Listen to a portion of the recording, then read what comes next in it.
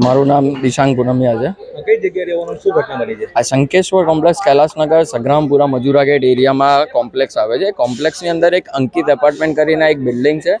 જે બિલ્ડિંગની અંદર ચોથે માળેનો એક ફ્લેટનો ફ્લોરિંગ, આ ફ્લોરિંગ તમે જોઈ શકો છો, એ નીચે આખું પડી ગયું. એના પછી પહેલા માળેનું એક સ્લેબ હતું, સ્લેબના સળિયાને તોડીને પહેલા માળેની કાર પાર્કિંગની અંદર 2 કારને ડેમેજ થઈ છે.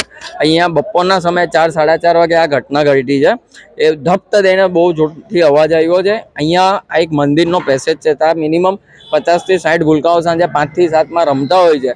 એટલે એમ કહેવાય જાય તો એક બહુ મોટી જાનહાની ઘટી છે. પણ આ બિલ્ડિંગના રહીશોને કહેવામાં આવેલું હતું કે આ રેસિડેન્શિયલ જે બિલ્ડિંગ છે એનું થોડું ઘણું રિનોવેશન કરો, કારણ કે આજે તિરાડો ને બધું પડ્યું છે, આના કારણે મોટી દુર્ઘટના નહીં ઘટે, પણ આજે ઘટી ગઈ છે.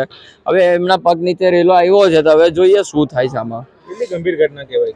ગંભીર ઘટના તો બહુ મોટી કહેવાય કે આજે એક ફ્લોરિંગ પડ્યું છે, આ નીચે 2-3 છોકરાઓ કે કોઈ બી મોટા વ્યક્તિ હતો તો બી ઓન ધ સ્પોટ ડેથ થઈ શકતી, આટલી મોટી ઘટના ઘટી છે.